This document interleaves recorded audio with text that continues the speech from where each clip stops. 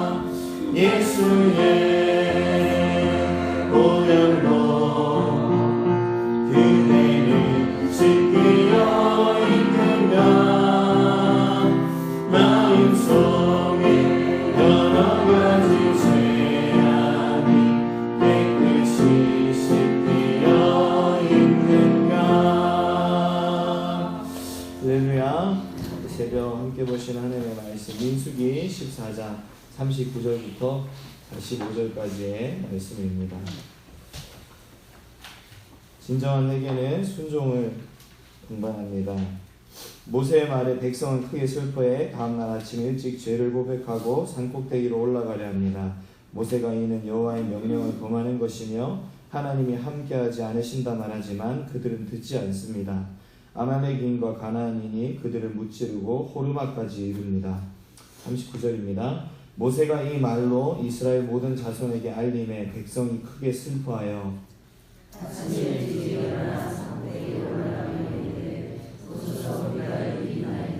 우리가 여호와께서 허락하신 곳으로 모세가 이르되 너희가 어찌하여 이제 여호와의 명령을 범하느냐 이 일이 형통하지 못하리라. 여호와께서 너희 중에 계시지 아니하니 올라가지 말라. 너희의 대적하셔서 해할까. 아말렉인과 가나안인이 너희 앞에 있으니 너희가 그 칼에 망하리라. 너희가 여호와를 배반하였으니 여호와께서 너희와 함께하지 아니하시리라 하나. 그들이 그대로 성문에 올라갔고 여호와의 말대와 모세는 진영을 떠나지 아니하였더라. 같이요. 아말렉인과 산간지대에 거주하는 가나안인이 내려와 그들을 무찌르고 호르마까지 이르렀더라. 아멘. 본문의 설입니다. 때늦은 후에 하나님의 말씀은 칼과 같아서 우리 폐부를 찌르기도 합니다. 불신앙의 결과로 약속의 땅에 들어가지 못하고 광야에서 죽게 될 것이라는 하나님의 말씀을 들은 이스라엘 백성은 매우 슬퍼합니다. 심판에 대한 두려움 때문에 어찌하든 잘못을 바로잡아 회복해야겠다고 생각했는지 그들은 그제야 가나안 정복 의지를 보입니다. 하지만 이것은 뒤늦은 후회의 표현일 뿐 회개는 아닙니다. 진정한 회개는 단순히 슬퍼하며 죄를 고백하는 데서 끝나는 것이 아닙니다. 눈앞의 징계를 피하기 위해 하나님의 호의를 얻고자 인간적인 열심을 내는 것도 아닙니다. 삶의 방향을 하나님께로 돌리고 내 뜻을 하나님 뜻에 굴복시키는 것입니다. 우리는 심판의 때가 이르기 전에 참된 회개를 해야 합니다. 이스라엘 백성은 하나님의 심판 선언을 듣고 어떤 반응을 보이나요? 진작 회개했어야 하는데 후회와 한탄으로 그친 일은 무엇인가요? 계속되는 불순종. 우리가 진정으로 회개했는지는 순종 여부로 확인할 수 있습니다. 지금 이스라엘이 가나안 땅을 공격하러 올라가는 것은 하나님의 명령을 거스르는 일입니다. 하나님이 이미 그들에게 가나안 땅이 아닌 광야로 들어가라고 말씀하셨기 때문입니다. 하나님은 그분을 배반한 백성과 함께 하시지 않습니다. 하나님의 도움 없이는 전쟁에서 승리할 수 없기에 모세는 가나안 거주민과 싸우러 올라가지 말라고 이스라엘 백성에게 경고합니다. 그래도 기어이 올라가는 백성의 모습은 그들이 얼마나 자기 중심적으로 하나님을 섬기고 있는지를 잘 보여줍니다. 하나님과 상관없이 시도하는 일은 형통하지 못하고 실패에 고통만 안겨줄 뿐입니다. 이스라엘 백성이 하려는 일은 왜 실패하게 되었나요? 하나님이 안 된다 하셨는데 그래도 내가 고집하는 것은 무엇인지 점검해 보세요. 오늘의 기도. 징계를 피하기 위해 마지못해 무릎 꿇는 것이 아니라 주님이 어떻게 대우하셔도 저는 할 말 없는 인생임을 인정하는 참된 겸손의 회개를 하기 원합니다. 주님의 뜻을 바꾸려고 애쓰는 대신 주님의 뜻을 따르려고 제 악과 고집을 꺾는 데 힘쓰게 하소서. 아멘. 그리고 오늘 주의 재단에 드려진 예물이 있습니다. 11조 예물로 김대경 목사님, 김영수 사모님 드리셨고요. 또 감사헌금으로 김대경 목사님, 김영수 사모님 드리셨는데요. 여호와 라파 능력의 하나님께서 치료하심을 믿으며 감사와 영광을 올려드립니다. 아멘. 그리고 우리 늘사람 요양원 원장님께서요 도서비 헌금 드리셨고요. 조성훈 이영자 집사님께서 목사님 치료하여 주시고 우리의 기도 들어주셔서 모든 일정 가운데 함께 하소서 올려드렸습니다. 잠깐 기도하시겠습니다. 하나님, 이 새벽 이른 시간 하루를 시작하면서 이 하루의 주관자 되시는 하나님 앞에 우리의 마음을 쏟습니다. 특별히 마음 중심을 담아 귀한 예물이 이 제단 가운데 드려졌는데 주여 드린 손길들 기억하여 주시고 그 마음 중심 헤아려 주시고 드린 모든 것대로 주께서 친히 받으시고 응답하여 주시는 이날 되게 하여 주시옵소서. 감사를 드리옵고 살아계신 예수 그리스도의 이름으로 기도드렸습니다. 아멘. 이 새벽 다시 한번 하나님 주시는 은혜 가운데 온전히 들게 되는 저와 여러분들 되시길 간절히 소원합니다. 오늘 함께 보시는 이 말씀은요, 이스라엘 백성들의 가데스 그 대반역 사건 이제 마지막 단락에 해당되는 부분이라고 우리가 볼 수 있습니다. 이렇게 하나님께 이제 반역했던 이스라엘 백성들 그들을 향해서 하나님께서는 이제 가나안 땅에 이제 들어가는 그것을 40년간이나 유보하시기로 그렇게 작정을 하셨죠. 그리고 이제 그 하나님의 뜻을 모세가 이스라엘 백성들에게 전달을 했는데요. 그 하나님의 뜻을 듣고 난 이후에 이스라엘 백성들의 반응이 어떠했는지에 대해서 오늘 본문이 기술하고 있습니다. 39절에 이제 보게 되면요, 모세가 하나님의 심판의 메시지를 이제 전달을 한 거죠. 그랬더니 그들의 반응이 어떠했는가 하니까요, 크게 슬퍼했다, 그렇게 이야기를 합니다. 그들이 하나님을 원망을 하는 자들이었죠. 그리고 불신을 했고요. 그리고 그로 말미암아 그들 가운데 주어진 이제 징계가 가나안 땅에 들어가지 못한다는 거였고요. 40년간 이제 광야 생활을 하게 되고, 또한 광야에서 비참한 최후를 맞이하게 될 것이었죠. 그런데 그것에 대해서 이제 듣고 때늦은 후회를 그들이 지금 하고 있는 거였어요. 근데 안타깝지만 이미 그들을 향한 하나님의 뜻은 이미 정해진 상태였죠. 그래서 아무리 그들이 후회 눈물을 흘리면서 하나님 앞에 통곡한다고 한들 이것은 사실 공허한 메아리에 불과한 어떤 그런 것이었습니다. 왜 그런가 하니까요, 하나님은 이미 오래 참으심과 긍휼 가운데서 그들을 기다려 주셨던 것이죠. 그리고 그 모든 기간이 마치고 나서 이렇게 심판을 시행하시기로 작정을 하신 거였고요. 이것이 이미 시작되어지고 나면 돌이켜지지 않는다, 오늘 본문을 통해서 우리가 보게 되는데요. 이것과 관련해서 우리는요, 구약시대의 사울 왕의 예를 좀 들 수가 있습니다.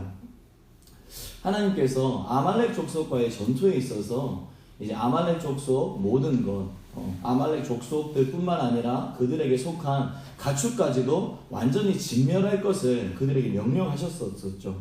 그런데 사울이 이것을 거역을 했었어요. 아말렉 왕 아각을 살려두는 일을 그렇게 범했었고요. 그런가 하면 그들이 소유하고 있었던 가축들 중에 좀 쓸만하고 귀하다 싶은 것들은 이렇게 죽이지 않고 살려둔 채로 가져왔었다는 거죠.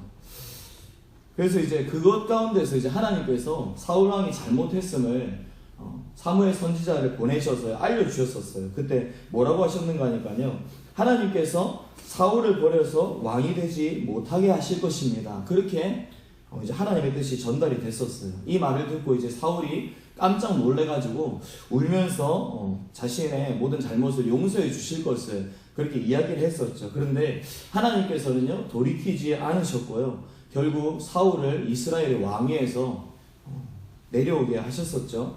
왜냐하면 이미 사울에게는 하나님의 오래 참으심의 기간이 끝난 뒤였기 때문이었던 것입니다. 왜냐하면요, 이미 앞서서 어떤 일이 있었는가 하니까요, 사무엘상 이제 13장의 기록인데요, 블레셋과의 대치 상태에 있었어요. 그런데 그때 이 사울 왕이 왕의 신분으로서 범해서는 안 되는 일을 범한 게 있었죠. 바로 그것이 무엇이었는가 하니까요, 제사장만이 드려야 될, 그렇게 집례를 해야 될 번제를 그렇게 드렸던 거였어요. 근데 거기서 잘못을 했는데도 사울 왕은 회개하지 않았었죠. 그리고 그 이후에요, 사무엘상 14장에는 또 이제 믹마스 전투가 또 펼쳐졌었는데요. 그 이제 전투에 참전했었던 이스라엘 군대들에게 함부로 이제 금식령을 막 이렇게 선포하고 내렸었어요.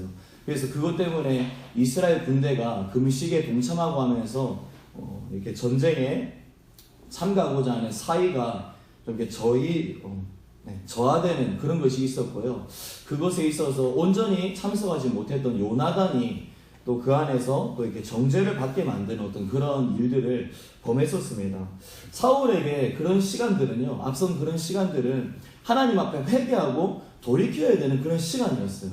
분명히 하나님 앞에 잘못 범하는 그런 것들이 있었고요, 그 가운데서 하나님이 깨닫게 해주시는 것도 있었단 말이에요. 그런데 그것을 무시해버리고 하나님 앞에 온전한 회개의 기회로 삼지 못했던 것이죠. 그리고 그 이후에 이제 아말렉 족속과의 전투에서 다시 한번 그 잘못을 범하게 되었던 것이죠. 그렇게 해서 하나님의 심판에 작정하신 뜻이 사울 왕에게 그렇게 이루어지게 될 수밖에 없었던 것입니다. 그렇습니다, 여러분. 우리가 이 땅 살아가면서요, 하나님 앞에 잘못을 범할 수가 있죠. 우리의 연약함으로 인해서요. 그런데 그 잘못을 범했다는 것을 깨닫게 되는 그 즉시로 하나님 앞에 돌이켜야만 한다는 거예요.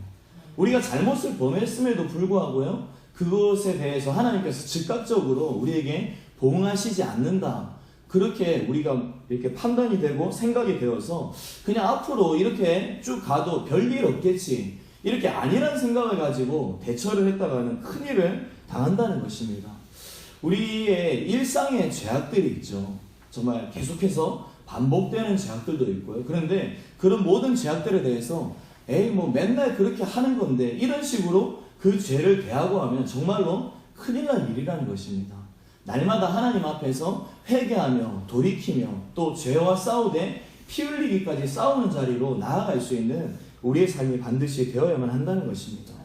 우리는요 살아가면서 우리 죄가 무엇인지 알고 있어요. 분명히 하나님 앞에서요 양심이 깨끗하게 회복되어진 성도들이라면요 하나님이 그것을 알게 해주시거든요. 분명히. 그런데 그것을 그냥 덮어두는 어떤 그런 우리의 어리석음을 범하는 때가 분명히 있다는 거예요. 소원하기는요 하나님의 참으심의 기간 가운데 오래 참아주시는 그 긍휼의 기간 가운데서요 속히 그 모든 것들로부터 돌이킬 수 있는 저와 여러분들 되시길 간절히 소원합니다. 이렇게 이스라엘 백성들이 모세의 이야기를 이제 들었어요.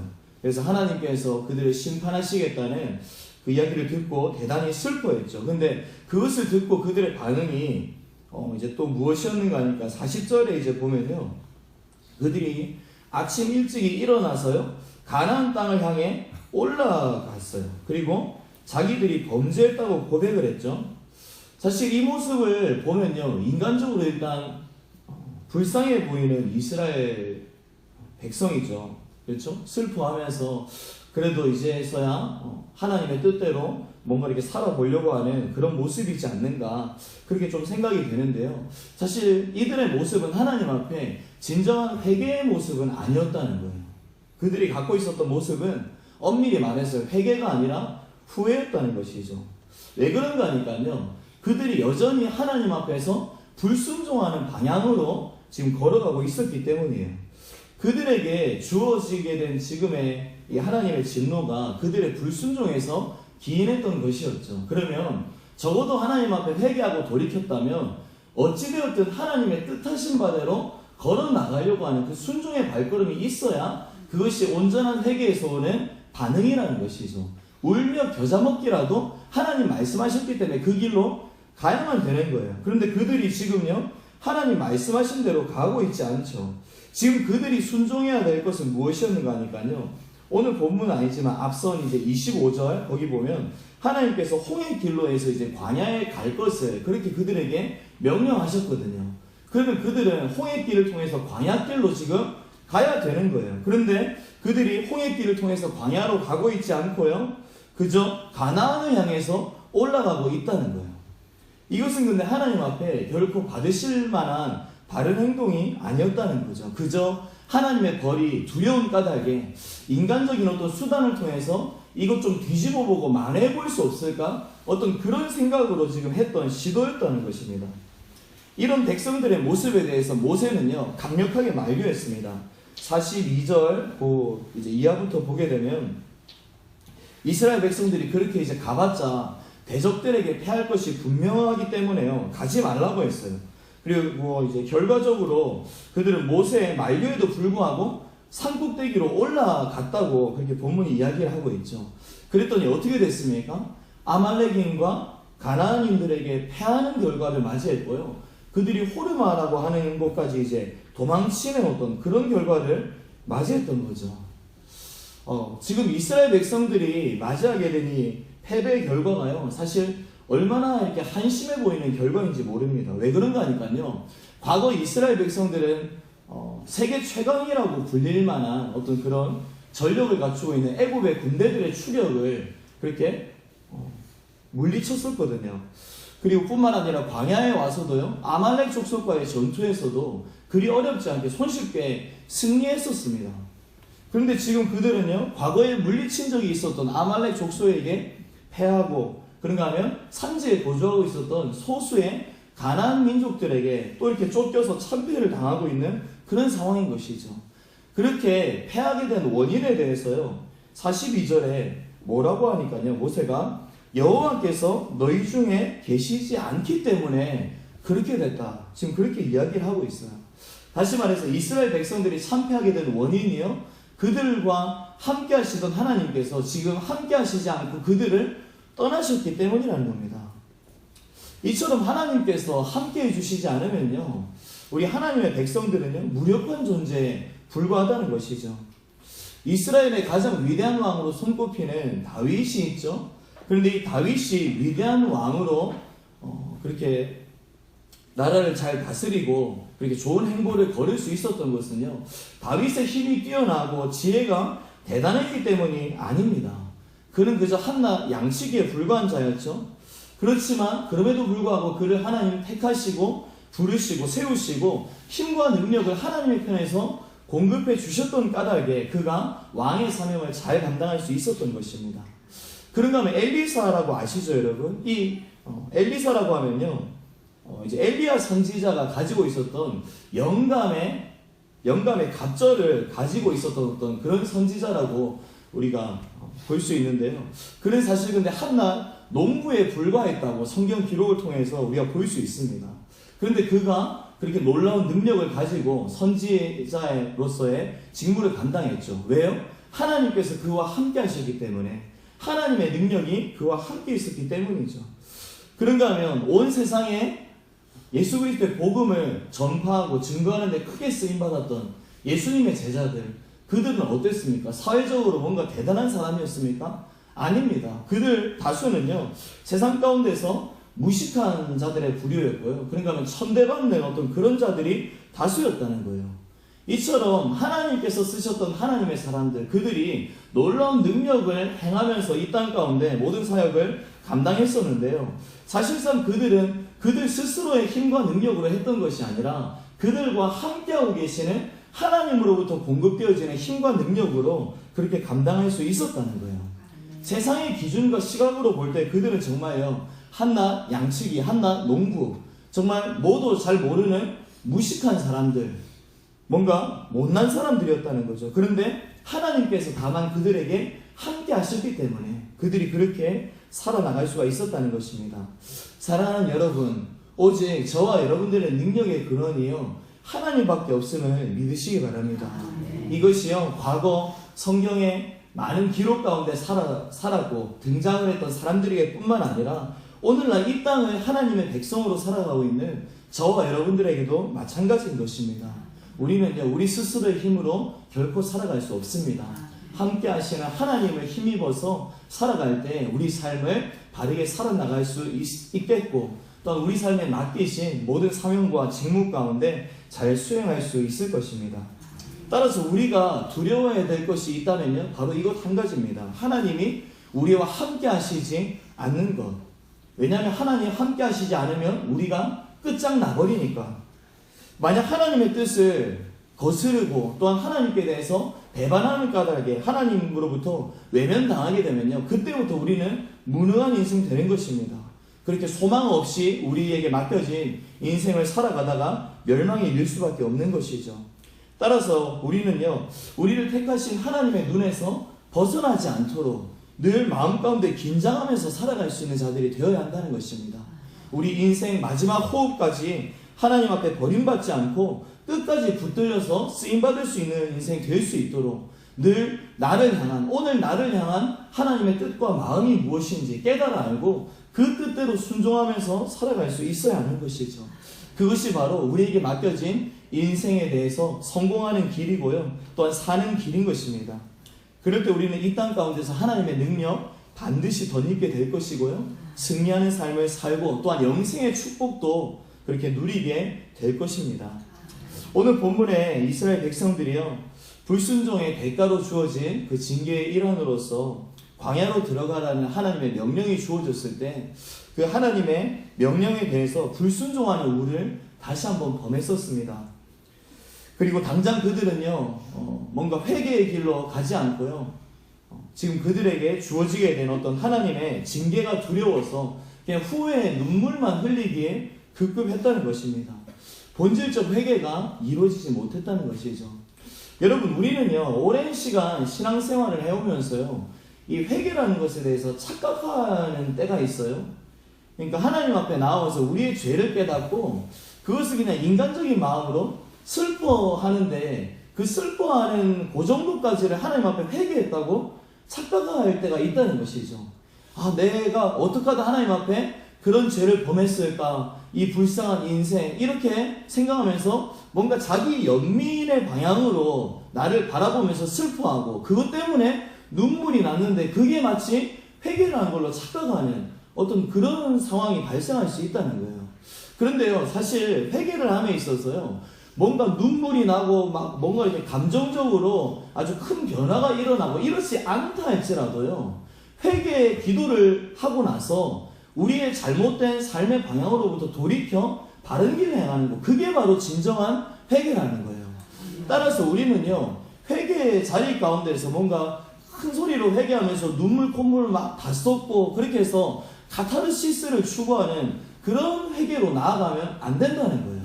비록 그렇게 되지 않는다 할지라도 우리 삶의 방향이 바른 데가 무엇인지를 깨달아 알고 그것대로 순종하면서 걸어나가는 것, 그것이 바로 진정한 회개라는 것입니다. 그것이 진정한 회복이고 바르게 고친다는 것이죠. 사랑하는 여러분, 우리에게 오늘날 이러한 회개가 온전히 회복되어지기를 간절히 소원합니다. 인간적인 열심을 내세워서 그렇게 뭔가 애써봤지만 결국 온전한 회개에 이르지 못했던 이스라엘 백성들, 그들은 하나님으로부터 버림받는 안타까운 처지에 처하고 말았던 것입니다. 평상시 같았으면 어렵지 않게 하나님의 도우심으로 승리할 수 있을 법한 그런 것들을 아말렉과 가나안 족속들에게 참패를 당함으로써 그런 비극적 결말을 피할 수가 없었던 것이죠. 사랑하는 여러분, 우리의 하나님은요, 언약의 하나님이십니다. 우리 언약의 하나님은요, 언약의 백성들에게 모든 언약 이행과 준수를 할 것에 대해서 요구하시는 하나님이시라는 거예요. 근데 때로 우리가 하나님의 그 모든 약속대로 이행하면서 뜻대로 행하면서 나아갈 때 당장에 우리가 보기에 손해보는 것처럼 보여줄 수가 있어요. 정말 그렇게 순종하며 나아가는 것이 우리에게 큰 고난을 안겨다 줄 것처럼 보일 수가 있다는 것이죠. 그럼에도 불구하고 그 뜻대로 묵묵히 순종하면서 행하면서 나아갈 때요, 우리의 삶은요 반드시 하나님 준비해 두신 가장 안전하고 복된 길로 인도함 받게 될 줄로 믿으시기 바랍니다. 그렇게 하나님의 오래 참으심의 기간, 그건 놓치지 마시고요, 언약의 이행자들의 모습을 회복하면서 다시 한번 하나님의 함께 하심 가운데 힘과 능력 공급받으면서 맡겨진 인생의 모든 시간들 승리하실 수 있는 저와 여러분들 되시길 주님의 이름으로 축원합니다. 자, 기도하시겠습니다.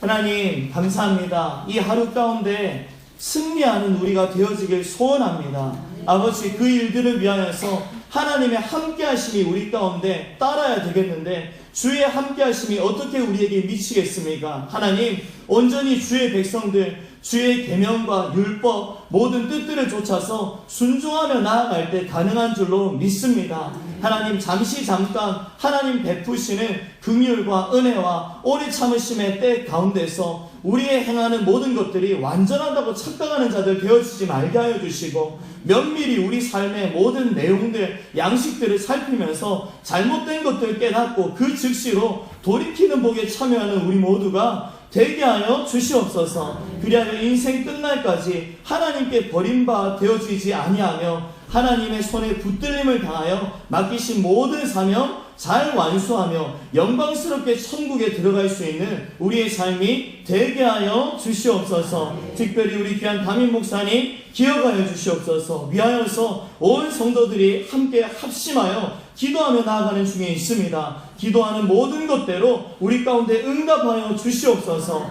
특별히 오늘 하나님 병원으로 이동하는 일정이 있습니다. 하나님, 가는 발걸음 친히 주장하여 주시고 함께하여 주시고 모든 준비되어진 일정대로 순탄하게 잘 진행될 수 있도록 역사하여 주시옵소서. 큰 평강으로 우리 귀한 목사님, 사모님과 온 성도들에게 덧입혀 주시옵소서. 감사를 드렸고 살아계신 예수 그리스도의 이름으로 기도드렸습니다.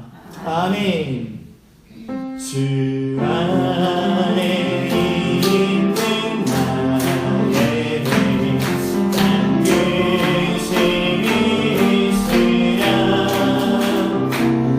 진정한 이내 나라 내 심을 그런데 주님